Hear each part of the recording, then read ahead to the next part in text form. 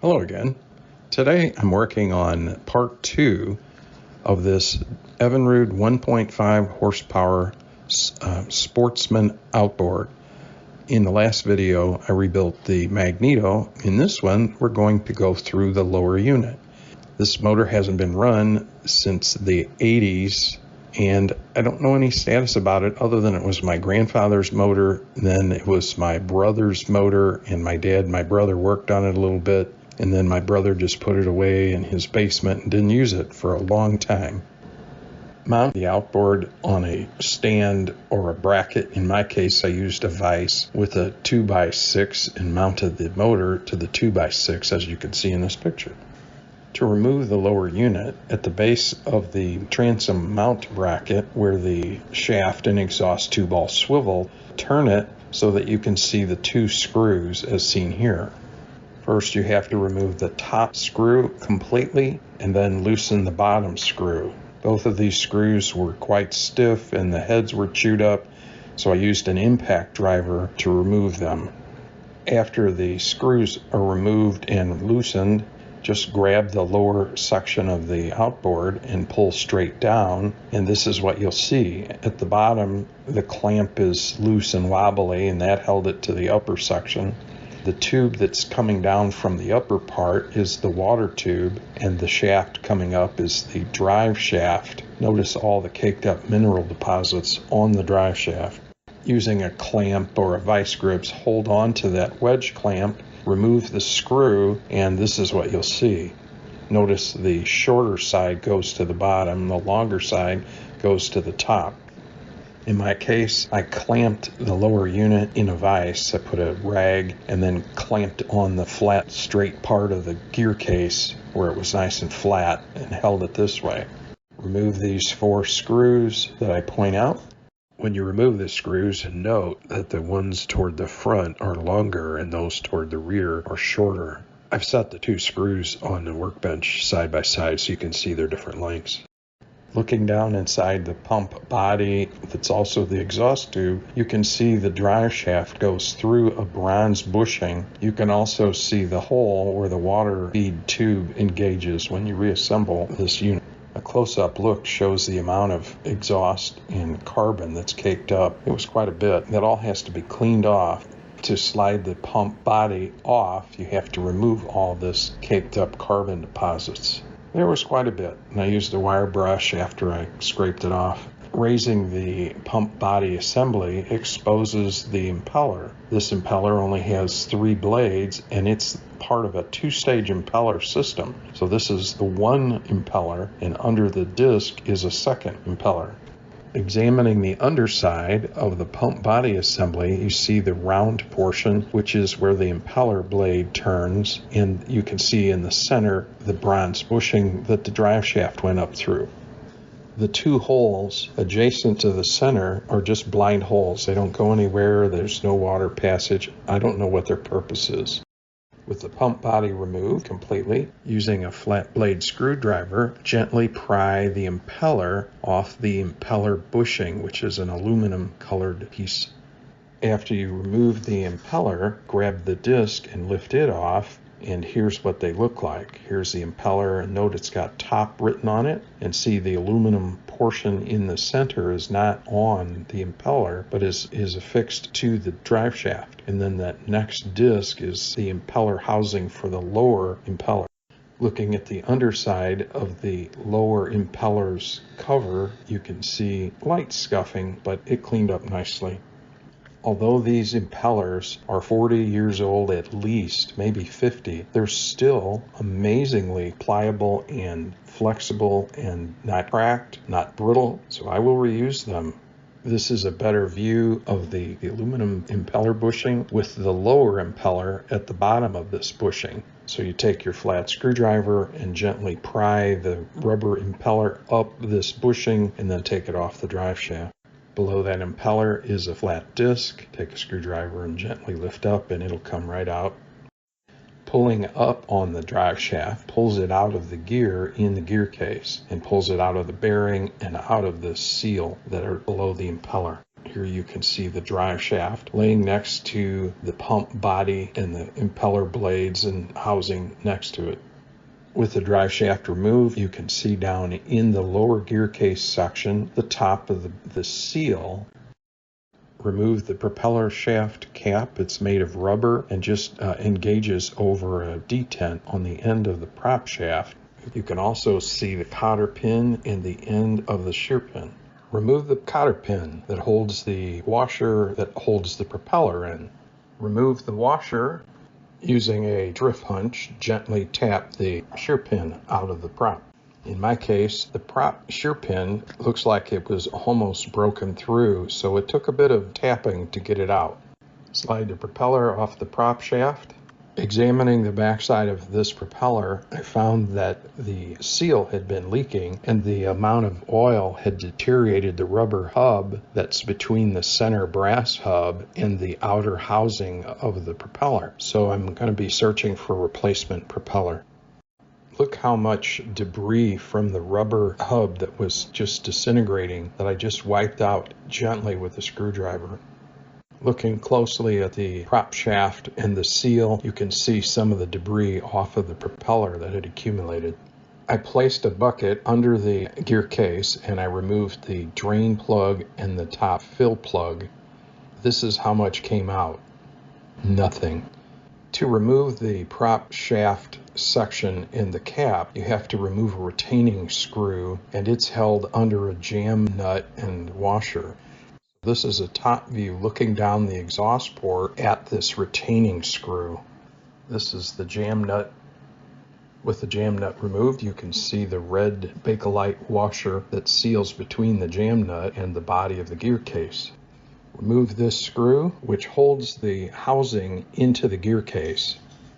Note the flange is flush, and then in the next picture, I use a center punch to tap gently on the ear, which drives the gear case out.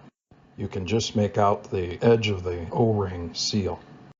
This is the prop shaft bearing assembly. Notice the sprocket to the left, the prop shaft runs through the middle, and the O-ring right in the center. Looking in the gear case, I don't know what the tan debris is on the inside, but as you can see, there was no gear lube in this at all.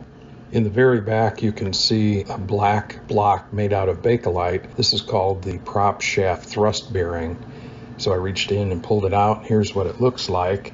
When I flipped it over, I discovered that it was cracked, so I have to find a new one.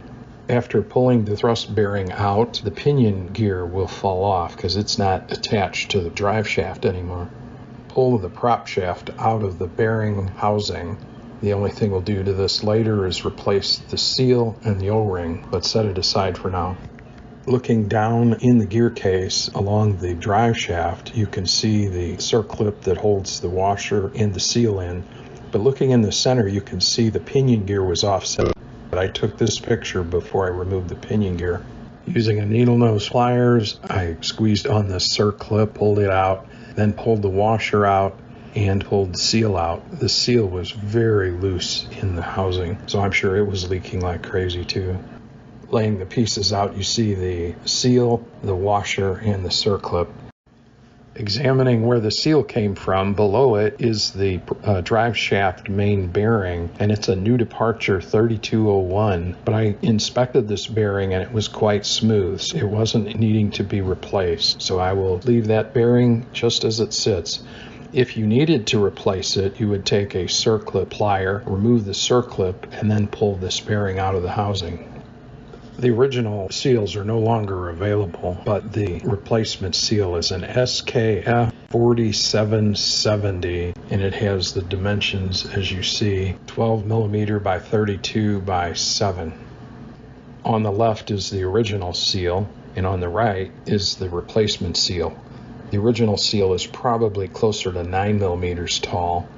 Apply Permatex 2, which is oil resistant, using a screwdriver into the housing of the gear case after you've wiped it out inside for the seal to press down into. Apply sealant to the outer perimeter of the seal itself. Using the drive shaft, use that to guide this seal down into the cavity because it's down a few inches. You can't put it in with your fingers. Pull the drive shaft out, which was just gently on the seal, and then using a pipe or a socket on an extension, gently press this top seal into the gear case. After cleaning it, place the washer and reinstall the circlip. This completes the top seal for the drive shaft. Using a thin blade screwdriver, remove the O-ring and clean the housing thoroughly. Here you can see the original seal is a 201917, and I have the new seal sitting next to it in my hand. The new seal part number is SKF5523. Examining the old seal, I noticed some of the flange had a little chip in it. You can see it in the bottom of this picture. And as soon as I put a screwdriver to it to try and extract the old seal, it just crumbled into chunks. And here you can see the seal is removed, but look at how it just disintegrated into pieces. Clean out all the old debris of the gasket from the place where the seal is inserted, and then apply more of the Permatex 2 using a screwdriver or similar tool. Then gently tap this new seal into position until it's flush. Wipe off any excess sealant on the outside. Using OMC Evinrude Johnson triple guard grease or a similar water resilient grease, apply a little grease to the end of the prop shaft and insert it back into the bearing carrier, but only halfway. When it's halfway in, apply a little more grease because there's two sets of bearings, so you'll need a little more grease for the second set and to get through the seal on the outside. And here we see the prop shaft is completely inserted into the bearing housing. For the bearing housing seal, which is an Evinrude 201-875, I used a metric Buna 70 O-ring that was 40 by 46 by 3 millimeters. Slide the O-ring over the bearing housing and into position, and set the bearing housing aside for the moment. Reposition the gear case in the vise so that the opening is pointed up where the prop shaft comes out, so you can lay the pinion gear and the thrust bearing in place. I was able to find a new old stock thrust bearing, and I inserted that. You can see the position of the thrust bearing holding the pinion gear up to the bearing above it. Apply some more triple guard grease to the gear teeth and on the bearing housing. O-ring. Insert the bearing housing and prop shaft into the gear case. Note the orientation of the two tangs in the top right corner aligned to the vertical brace on the gear housing. Gently press the gear housing into position until it's flush. You may have to take a tube to tap it gently into position. It shouldn't be forced. Remove any grease from where the bearing housing was pushed into the gear case. Reposition the gear case so it's back in the vise again with the drive shaft opening pointing up. Reinstall the bearing housing screw, tighten with a screwdriver until it's quite snug. Place the Bakelite washer back over the screw, followed by the lock screw cap. Tighten it down until it's quite snug. Looking down into the top seal, you can see the pinion gear is not perfectly aligned with the bearing. You'll have to take a screwdriver or a round object and gently move the pinion gear around until it lines up that you can put the drive shaft into it. Lube the end of the drive shaft before inserting it into the seal. Slide the drive shaft down in and gently rotate it back and forth as you go through the seal to keep from cutting the seal. You'll feel it engage through the bearing, and then you'll feel it engage into the pinion. Reinsert the bottom drain plug into the gear case, and then use a pressure tester into the fill port and apply a little pressure. Look for the pressure to hold for a period of time. You can also take this entire assembly to a bucket of water with the air pressure in it, hold it down in the water, and see where you have any leaks. But this isn't leaking, it held steady pressure, so I'm good. Reinstall the pump plate below the bottom impeller. Slide the impeller down over the impeller bushing and position it so it's just lightly touching this disc. After cleaning the middle plate between the two impellers, I slid it down over the first impeller into position. When you slide it into position, there's a tang that sticks up. Note in the picture the green circles. That tang must align with a notch in the upper pump housing, so you have to slide that disc around until that tang is lined up, as can be seen here. Slide the upper impeller onto the drive shaft down onto the impeller bushing, and again note that it says top on the impeller. I want to pause a minute and discuss how this two-stage pump works, because it's quite a bit different from most of the other pump setups on outboards. So in this picture, you see that water comes through that housing under the plate in the small gap between the impeller and the housing, and the water then gets out into the compartment where the blades are spinning. The water then is forced outward by the blades rotating into this gap in the mid-section impeller housing, which forces it behind this metal plate, which is a sandwiched layer, which then comes out on the top side through the ring again, right below the upper impeller. Then the water coming out is forced by the upper impellers to the outside of the chamber of the upper portion. Then the cooling water is forced into the slot beneath the Welsh plug, which then feeds to that hole you saw earlier that feeds into the water tube that goes up to the power head. Apply a little bit of grease to the bushing on the upper housing, just a little, not very much here. Be sure and wipe away any grease that's in the impeller housing, because the grease can cause deterioration to the impeller. Slide the pump housing down onto the drive shaft, which will then encapsulate the upper impeller. You may have to twist back and forth a little bit until that tang lines up with the upper housing. Here's a quick way to know if you have the correct screws in place. The forward screws are in the rear position and the rear screws are in the forward position, but not started. You can see how the one is sticking up and the other seems short. Now you can see the contrast with the screws in the right position. Finger start all the screws before you tighten any screws. Tighten the screws gently at first and then diagonally, and this secures the upper housing to the gear case. Apply grease to the prop shaft. Slide on the propeller until the shear pin holes align. You should be able to push the shear pin in with finger pressure. The shear pin should be flush with the bronze hub. Place the washer back on the prop shaft, followed by the cotter pin. Then spread the cotter pin over and curl the tangs so they're flush with the prop shaft. Press back on the propeller shaft cap, making sure it engages. I've chosen to use marine gear lube. The manual calls for 40-weight motor oil, which is very difficult to find. This is not a high-powered motor. Gear lube seems to work well in other motors, so I chose that. As this motor has a pipe thread drain plug, you cannot pump in from the bottom like you can on other outboards. So you have to dribble the oil into the gear case through the top opening. So I've cut the tip as narrow as I can make it. Then a little at a time, with the gear case tilted over, poured oil in until it filled. Then reinstall the upper drain plug and tighten the screw. Place the gear case back in the vise. Use a vice grips to hold the upper clamp in position while you reach down and hold it so that you can put in the bottom screw to get it started.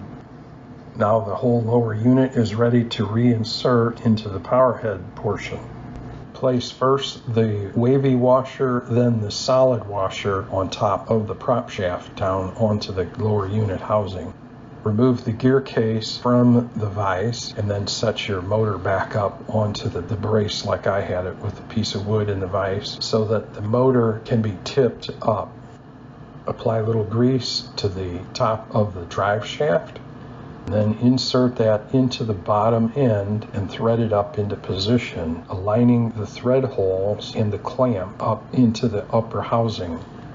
Tilt the motor so that it's horizontal, and then with your thumb tilt this anti-kick-up reverse latch thing, and then you can push the lower unit the rest of the way into the power head.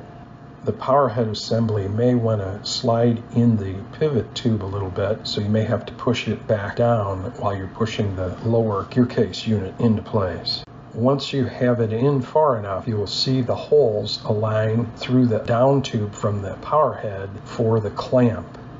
Go ahead and insert the screw, then tighten both screws. Once both screws are tight, your lower unit is completely reassembled to the power head. Thanks for watching.